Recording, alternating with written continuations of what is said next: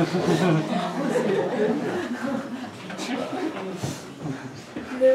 charlatan. Robert, l'amoureux.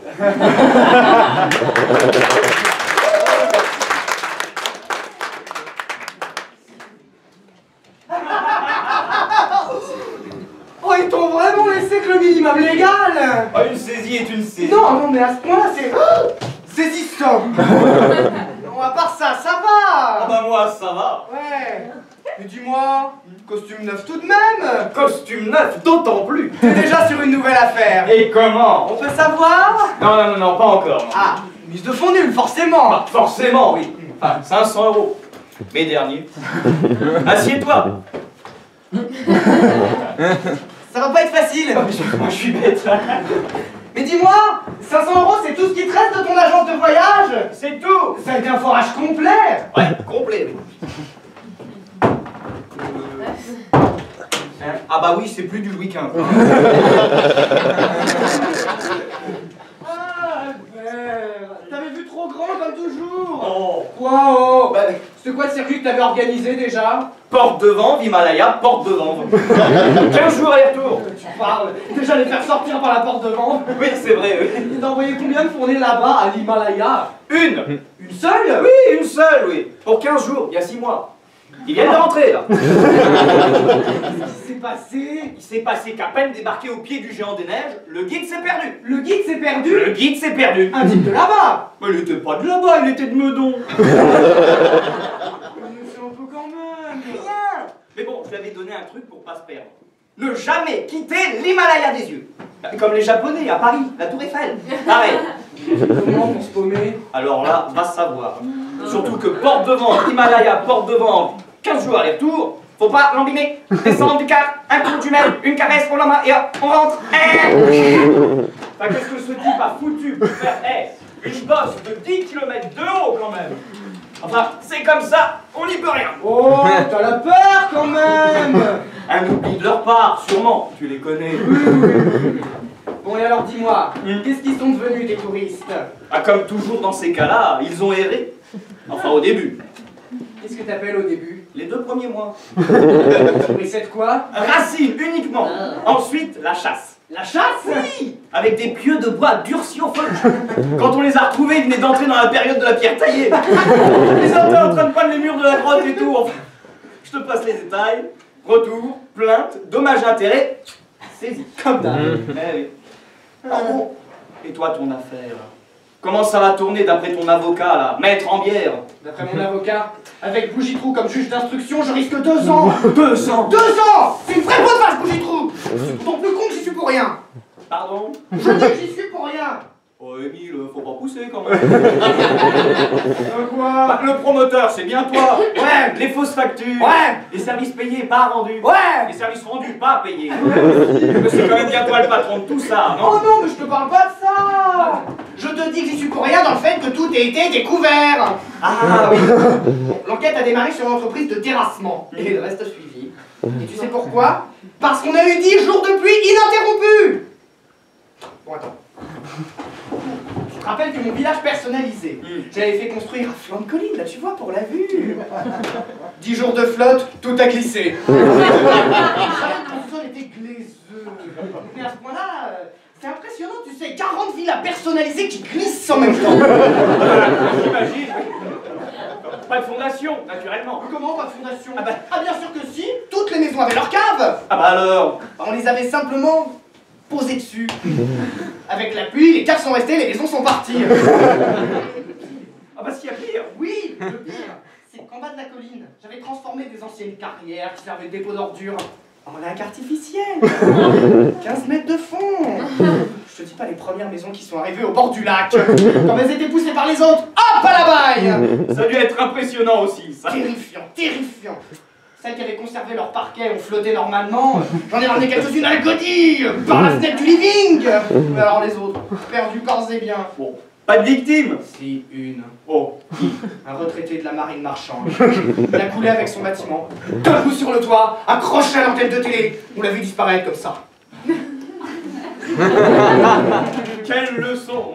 Enfin, pour en arriver là, fallait vraiment que le terrain soit glaiseux. Oh, bah ça, crois-moi, c'était du glaiseux. Ah, oh, c'était glaiseux.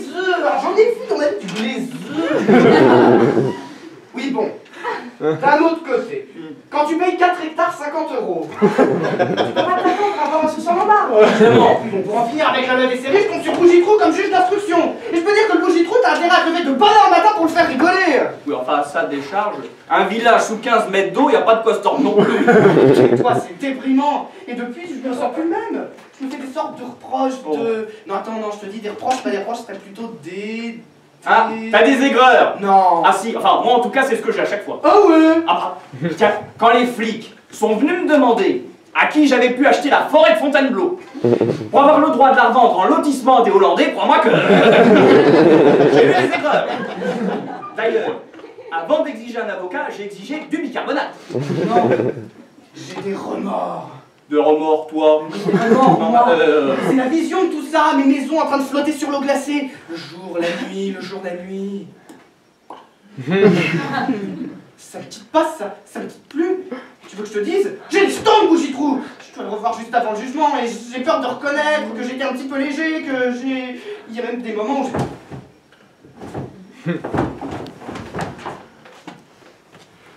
Il y a des moments où j'ai envie de... Quoi?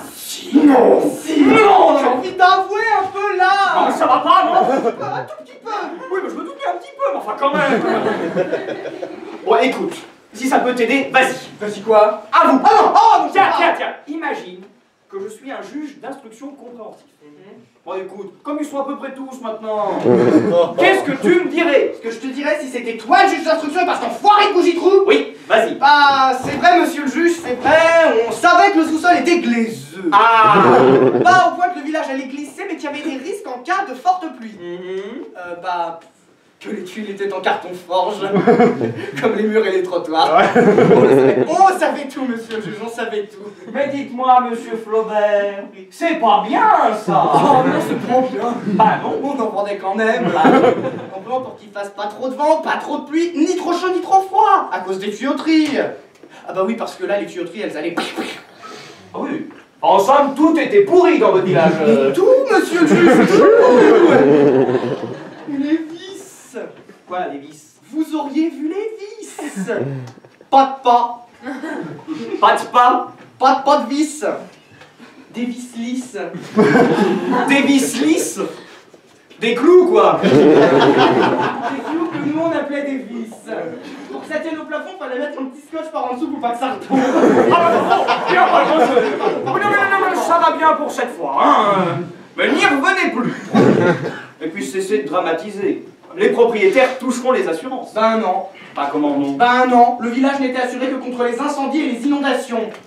Un village sous 15 mètres d'eau, vous appelez pas ça une inondation? Ben non. Enfin. Ben non. Une inondation, c'est quand l'eau monte, c'est pas quand le village descend. Ah oui, quand on y réfléchit, c'est exact. D'un autre côté, vous seriez le premier promoteur à assurer un village contre une glissade. Le sous-sol était glaiseux. Bon, monsieur Flaubert. Monsieur le juge?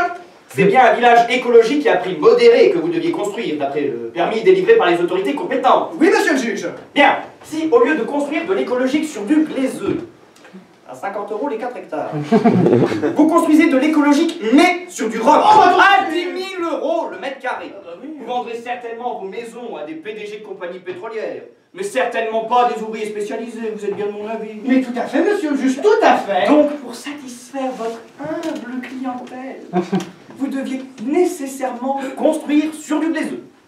Alors ça, c'est une loi de la nature. À chacun son sous-sol. La preuve en est qu'on n'a jamais vu un milliardaire disparaître avec son château dans un glissement de terrain. Alors, allez-en paix. Oh mais merci, monsieur le juge, merci, vous êtes formidable. J'en ai vu dans ma vie. Oui, moi aussi j'en ai eu pas mal, mais là tu te calmes, je suis pas vraiment juge d'un truc. Mais Émile! J'y étais, moi je m'y croyais. Tu sais que t'es doué quand même, ça m'étonne pas que t'arrives à vendre n'importe quoi. Albert, si seulement tu voyais moins grand. Attends, tu te sens comment après cette petite conversation? Mieux. Ah! Beaucoup mieux. Je vais en faire qu'une bouchée de Bougitrou. Au point que si tu veux, je reviendrai te voir. Ah, tu reviendras? Oui, non, parce qu'avant mon village personnalisé, j'ai construit 2-3 autres trucs pas très... Oui. Et quand j'y repense, c'était remords. Oui, enfin, tu reviendras quand on fait une cure. Mais c'est ça, une cure? Une cure de... déculpabilisation. Jusqu'à ce que tout m'amuse comme avant. Ah, les escroqueries sérieuses reprennent.